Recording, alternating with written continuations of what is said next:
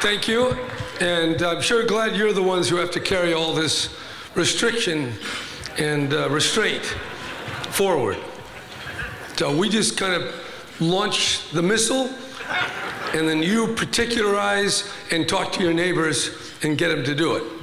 And I really want to thank you for that. We do have a challenge, you know that. All of you in here know lots more about water than we here in Sacramento, and you're dealing with it. And just in this room, the diversity of what you're dealing with is so great that it's hard to generalize. And yet we do have to say we need to cut back 25%. That's the goal. And then how does that play out from the Oregon border to the Mexican border, with a lot of different consequences and impacts and variations. So you're in the front lines, you know that, and we're here to back you up. We worked on Proposition 1 together, overwhelming support on the part of the people. And what is critical about that proposition was that it was embodied in a water action plan. That was the whole context of the water bond. It wasn't just things patched together to get some votes in the legislature, but rather it was the result of many discussions and debates and thinking through what do we really need, what can we do over the next few years together. And that's what Proposition 1 has set in motion. And now through the grants and through the other things that it makes available, we're going forward. And you're very critical to that.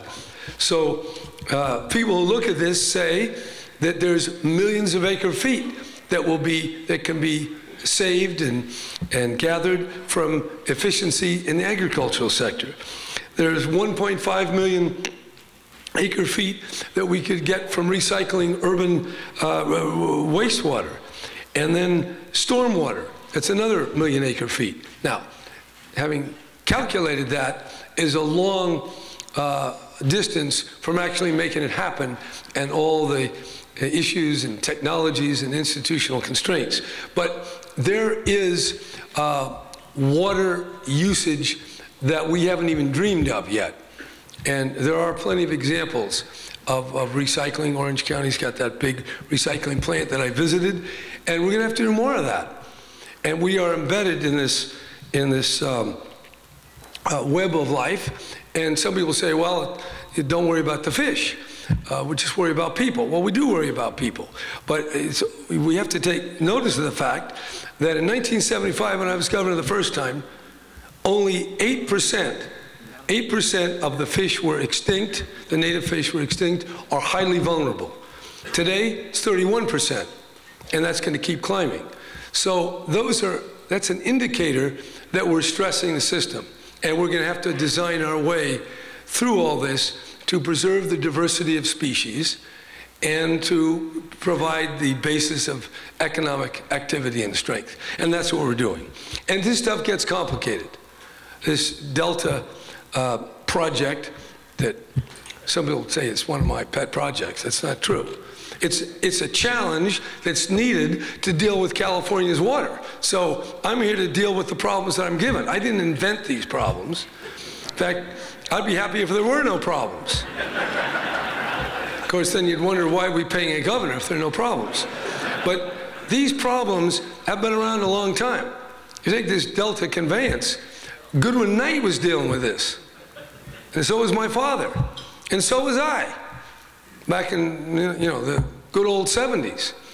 And we're running into the same issues. I asked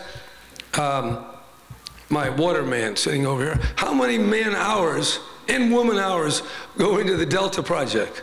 What'd you tell me? 1 million. Okay, until you've put 1 million hours into it, shut up. Because you don't know what the hell you're talking about.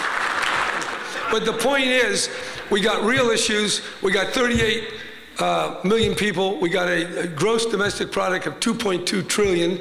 We're the 7th largest economic entity in the world. And we have resources, and we have problems.